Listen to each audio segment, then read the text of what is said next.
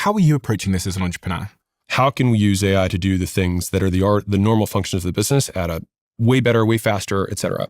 What I'm seeing a lot, especially with founders or people who are starting out, is they're using AI to do a lot of dumb things really fast. And they're trying to build companies that the models are going to swallow up pretty much immediately anyways, or already have for super users. And it's just going to like become easier. And the question that I would ask for the entrepreneurs who are, AI maxing right now, and again, I think it's very good to adopt new technology, is, are you making more money? Just the very simple, are you making more money now? And even though you're token maxing and spending all this money on tokens, but like, are you making more money? And I had a business I looked at the other day. They had 11 VAs that were doing, I can't remember, some sort of like data cleaning work. VAs. Yeah, virtual assistants. So low skilled labor overseas that was doing work. And I think it was something in the neighborhood of like $11,000 a month is what they were paying for these 11 VAs. And they were doing a good job and it all worked. And they then spent $350,000 to try and create an AI system that would replace what these 11 virtual assistants were doing. But that means they spent 3+ years of costs on what these 11 virtual assistants were doing. And it wasn't even the constraint of the business. It was just a process they could automate, not that they should automate it, because it's not the thing that's limiting their growth. And so they still need more customers. And that wasn't the thing. This was like part of their quote process or something, but that wasn't the limitation. They didn't have enough demand. People are using AI in the wrong places. They're trying to start AI businesses when they shouldn't start AI businesses. They should use AI in their business. They're trying to advertise as AI businesses when you should just advertise the thing that your customer cares about, which is the solution to their problem, the outcome. None of that's changed, but because you got really excited about it, you think your customers are gonna be excited about it, but a lot of people are afraid of AI. So it's not necessarily even a positive. And it's not making you more money, which is the final question. When you listen to someone like Elon Musk, he says that work will become optional in the future. And I sat here with a couple of experts on AI. They kind of explained to me what it is. And from a very simplified perspective, this machine that has these neural nets in it, which have lots of parameters, basically connections like the human brain does. And when they train it, the parameters become reinforced. The ones that made the right decision and the ones that made the wrong decision are like basically cut out. Again, I'm simplifying this. These digital brains are getting bigger and bigger and bigger. It's like almost inconceivable to me, based on what they've said to me, these AI experts, that at some point it isn't able to do a lot of the cognitive work that people are currently doing. My question really here is like, where does the value remain in a world where intelligence is cheap and abundant and higher, one could say, and also in a world where robotics are coming over the horizon too? Like, where is the value? I think stakes. For example, AI can give all of the recommendations in the world, but someone has to own the decision. And so as of right now, maybe it will in the future, AI isn't a citizen of any country. It doesn't pay taxes. And so somebody has to be responsible. To liability. Yeah. And upside on the flip side. And to take this into different domains from the media perspective, imagine Jimmy, so Mr. Beast, has a video and we're like, Mr. Beast is going to replace by AI. He's not going to get replaced by AI. Because if he had a video that said $5 million and the $5 million wasn't real and the Lamborghini wasn't real, there'd be no stakes. Yeah. Like chess, right, has become more popular now than it's been in recent history. But robots can beat humans at chess. But no one cares. I think about the F1 as well. You'd still want Lewis Hamilton in the car. You take him out of the car, you stop watching F1. Right. So humans want stakes. And so there's the compensation side of it, which is that somebody's going to be responsible. Someone has to risk the money. Somebody paid for the tokens. Someone owns the LLC. Someone owns this. And so there is value in the judgment and the assumption of risk and upside, which can be money or just the responsibility. From a media perspective, we still have to introduce stakes into the show. Now, of course, there's going to be the fiction world. They're going to be much harder hit. But if you're trying to do a reality TV show, the real part has to be there. One of the things that I find really interesting about you is you spend a lot of time thinking. And in a world of artificial intelligence, a lot of people are now deferring their thinking to these frontier models like ChatGPT or Claude or Gemini or whatever. And we've spoken about this before, but one of the things we both agree is that knowing the right questions to ask, clarity of thought, critical thinking, making the decision is going to be one of the things in a world of AI that's critically important. So my question to you is like, how are you having good ideas, cultivating good ideas, and giving your sort of mental space to be able to think about problems? What's your practice?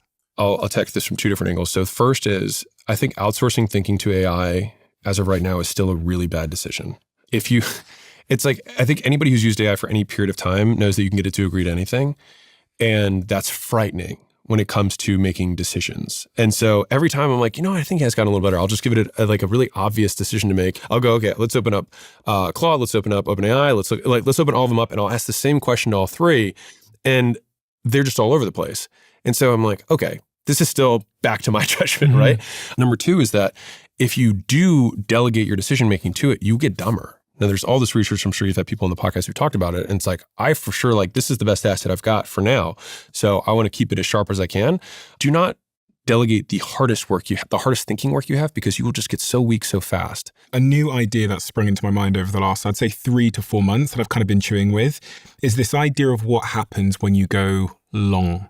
So long-term thinking and how you build differently today if you just extend the time horizon, and then how you can beat competition just by instead of thinking in terms of, okay, founders, they always think in terms of 5 years and then exit.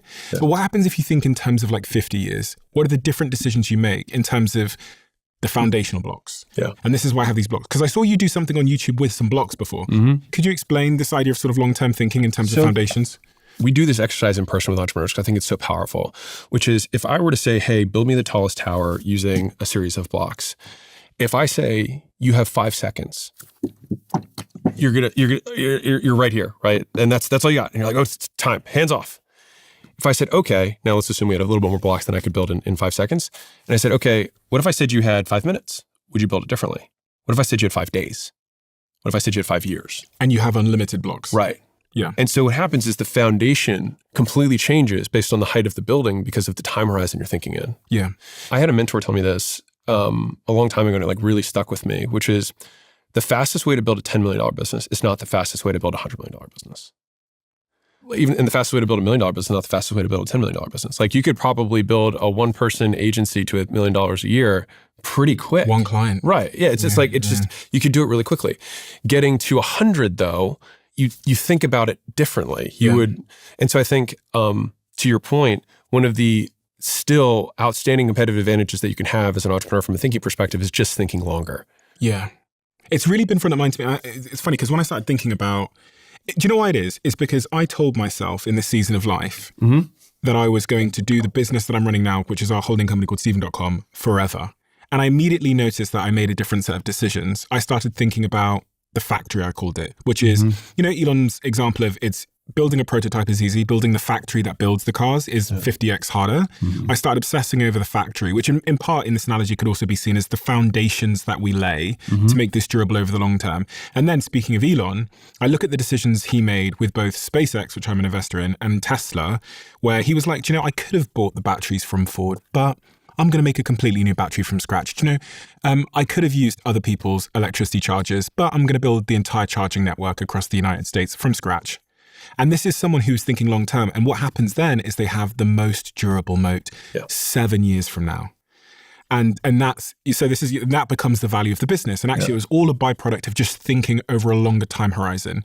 Entrepreneurs and startup founders, as you know, we rush to get the exit, raise as much money as we can. Market fit, yeah. And it looks like you're in an unstable building there. Yeah. It looks like that. Strong wind, right? Right. I could blow that over. Even during the exit process, if it's a fast, company, it's you're kind of just please stay. Yes. Just everything stay fine. No one leave. No big accounts go away. You're just holding your breath for 6 months and being please just go through. And then if it goes down to this for a week or two, and they're hey, why are the billables down? You're no, it's a momentary blip. It was expected. It was actually in our. Did I not send you the updated forecast? It's a whole thing. And I'll do it with the drawing because it might be a little bit easier. But if you were to build 100-story building, you'd have to dig way deeper. You'd have to have you build with different materials going up. And so there's 100 decisions that get made that if you're doing 100 stories versus one, you choose differently. And so where it gets really tough is that people, they want to have it all. And so they say, I want to have the speed of building a 1-story building. But then they get to 1 story and say, well, actually, I want to have a 10-story building. But the foundation wasn't right. And so this is where entrepreneurs they'll do this, they'll skyrocket here, and then they plateau. And then sometimes, unfortunately, the correct step is that you have to take 2 steps back, rebuild the foundation, and then it goes up again. And so I think, to your point, focus and patience are the 2 enduring competitive advantages because they're so anti-human. Yeah, so anti-human, so anti-Instagram. I've got no announcement to make this month because I'm doing boring shit, like hiring. Like Bezos, like the decision, I still think about this, like the decision that he made that he was just like, I'm going to have a logistics company be my competitive moat. He started as a bookstore online. And to go from there to like, no, we're going to own the trucks and the warehouses and be better at warehouse and delivery than anyone else. That's what we're going to do with our online internet business. But who can unseat Amazon right now? Really tough. What's interesting as well is that particular moment there where the entrepreneur hits this, they come to people like me and you in the street and they say that they can't get past here, bottleneck. Yeah. What is it that they should have done? So many entrepreneurs come up to me, they might hit, 500K revenue, $1 million revenue, and they come up to me and they go, I don't know what to do. How do I get to 10 million from here? Yeah. And I think in part what you're saying is they should have made a decision earlier on to build a slightly different type of company from zero. I'll say what the $1 million business owner is missing when they're trying to get to 10 is what they would have done differently is they would have stayed longer in the product market fit phase or trying to make sure that the customers who come in keep wanting to spend money with them, which they either do periodically. So like if you buy a soda that you like, you keep buying it. It's not like you're on a subscription, but you just buy it regularly. On the other hand, there's subscription revenue, which is truly recurring, like your Netflix subscription, whatever. But they know that when that customer comes in contact with the business, they're going to stay and that money's going to keep going, which is what allows it to stack. And so if we think at the most basic level, if every time you get a customer, they never left, then the business will do nothing but grow. It will either stay the same or it will grow whenever you get a new customer. It just keeps growing. And the difficulty of the $1 million entrepreneur is that getting to $1 million you can do really quickly, or 10. And I know that the world is like, I can't believe that. I promise you can do it if you just learn enough skills. But that can happen really quickly because it just doesn't take a lot of moving parts to make it happen. Getting to 100 or getting to $1 billion in revenue, I haven't gotten to $1 billion yet, but I feel confident I know what we need to do. The $1 million entrepreneur is trying to fit $1 billion of new sales in 1 year. And that's the problem, is that at the end of next year, because all the customers they signed up to make their $1 million are gone because they aren't good enough, they have to go back to the market and sell and get another $1 million of customers. So they think, oh, if I want to get to $2 million a year, I have to go sell twice as many customers, which is true. But if we had to compare two companies, let's say we have company A and company B. All right, we got company A and company B. They both are selling 100, new widgets a year. Okay. Let's say company B loses all of the 100, but they want to double because it's an entrepreneur. He's like, I got to grow. And so he sells 200 people year 2. Well, then let's say he's got $2 million in revenue and he's got $1 million in revenue here. And let's say year 3, he sells 300 units. He lost all 200 again because he has no stickiness. And so he makes $3 million. Okay, cool. Now, let's say this company A sells 100 year 1. They make $1 million. They keep all 100 customers. Okay. But let's say that company keeps the same number of people they're selling new. So 100 new customers come in this year, but they keep their old 100. So now they also have 200 customers and do $2 million. And then year 3, they keep their same 100 and then the 100 from year 2. So now they have 300 total customers because they got 100 new and they have 3 million. So both of these businesses on paper, your entrepreneur friend comes to you and says, hey, I've got a $3 million business and I've got a $3 million business. Which one do you invest in? Now, you and I do this every day and we're like, all day we do this one. Not this one, because next year he's got to go and sell 600 new customers. Now, where this gets, you can start seeing this in the financials because I can tell you that the cost of getting 300 new customers costs significantly more than the cost of getting 100 new customers and having 200 customers that are existing and still paying you. Yeah. And so you're going to see that in the bottom line getting compressed. And this is where growth at all costs becomes a problem. But for this entrepreneur, he spent the time to figure out how to get all 100 customers to stay. Now, if he encounters your distribution or my distribution, and then all of a sudden we say, great, now I know that I can bring this thing 10,000 new customers, then this thing becomes a $1 billion a year business because we solved the most important part first, which is that the revenue stays. And so when people build in a rush, they don't build a good enough thing. And so as a result, you scale really quickly. And this is where knowing marketing and sales can be dangerous because the better you are at marketing and sales, the faster you can grow revenue. But you get to a point where you have a certain velocity of sales. I can only sell 100 people or 200 people or 500, 1,000 people a month, whatever it is. And at that point, you either have to always be seeking more distribution because you have a hole in the back of your bus, but the moment the sales stop, the business craters. And I would say that that is more common than the alternative, which is that you actually have a sticky business. The other thing people talk to me about when they come up to me in the street, when they hit that moment where they're doing about $1 million in revenue, is they say, my customers love me, they keep coming back, but I've ran out of time, basically. Yeah. This is an interesting one because a lot of times if I have the same response where someone says, hey, I'm running out of time, the first question I'll ask is, what's your margin? If they have really thin margins, they can't afford to get help. That's the symptom, but not the root cause. The root cause is either that their offer is incorrect and that what they're offering, the price and the terms of their delivery are too low compared to each other. You're offering too much for too little. Mm-hmm. Or you don't have a marketing or sales motion that allows that value to be demonstrated to someone so they'd be willing to pay a premium. On pricing then, how do you think about pricing? Is it a subjective thing or is it an objective thing? Do I go look at the market and see what everyone else is charging and then decide that? Or is it what I feel like I deserve? I think what we feel we deserve matters the least in that. I think it's all about what the customer is willing to pay. And so one of the hardest parts for newer entrepreneurs is they sell out of their own wallet. What do you mean? And so it's like if I have somebody who's really good at fixing cars, they're like, well, it's not that hard. You just, do a little screws here. Like I wouldn't pay anybody for that. Like I do it for free. It's like, yeah, but I don't want to do it. And I would pay you a lot to do it because I don't want to fix my car. And so because it's been easy for you, you think it's easy for everyone. And because you think it's easy for everyone, you're not willing to charge a lot for it. Mm-hmm. And so they get into this vicious cycle of undercharging and having not enough margin. And then as a result, having to do more of the work. And then if they get more work coming in, they don't want to say no. And so then they basically fill up their entire plate so they have no excess capacity, but that they don't have the time to train anyone. They don't have the time to interview. They don't have the time or the cash, right? To for the next person. And so usually when someone's like, I'm overwhelmed, if I say, do you have a lot of margin? Then either, yeah, you're running 70% margins, dude. Like hire some help. If they don't, then it's 2 or 3 steps earlier where the offer's wrong, the sales motion's wrong, which typically they're mispriced. Do you get it all the time when people say to you, Alex, I tried to hire someone and they fucked up and so I can't trust anybody to do it as well as I can and the clients love me? I think it's ego. Yeah. I think we want to be special and I think we like to be needed.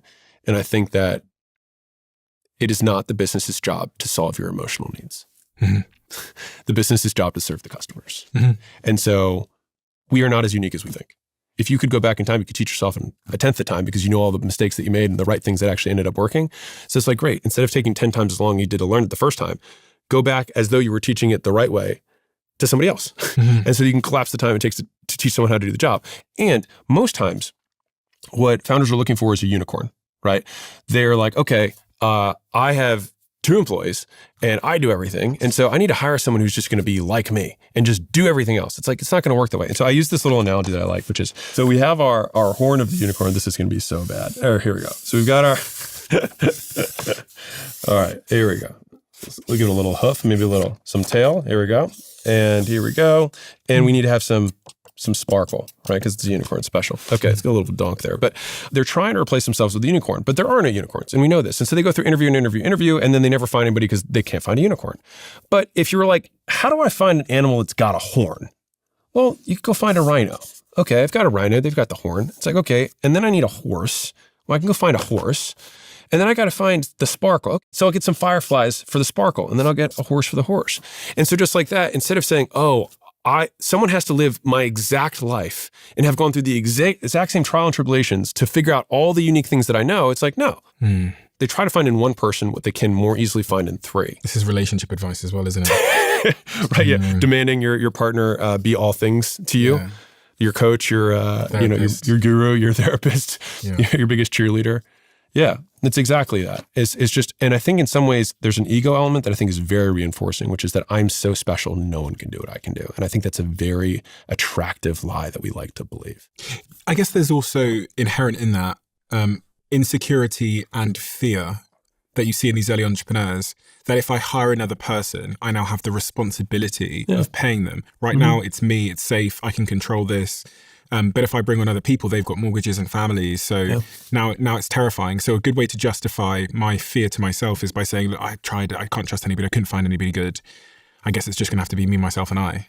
And I think if that's what you want, like go for it. Yeah. I just like, I think there's going to be a lot more solopreneurs, in the coming future. There already are. I think it's a goal question. What do you want? What mistakes did you make when you started hiring? Oh, my bar wasn't high enough. Okay. I think at the most basic level, like, what is the job? Like, If you remove everything else, what survives? And I think holding the standard survives. Because if you're the one responsible, then you have to be the one who determines what is good enough. Mm-hmm. It's my view that in every given department, the person who's highest up should have the highest standard. And if somebody ever gets to a point where they have a higher standard for ACU than I do, they should run it, not me. If you love the Diary of a CEO brand and you watch this channel, please do me a huge favor. Become part of the 15% of the viewers on this channel that have hit the subscribe button. It helps us tremendously, and the bigger the channel gets, the bigger the guests.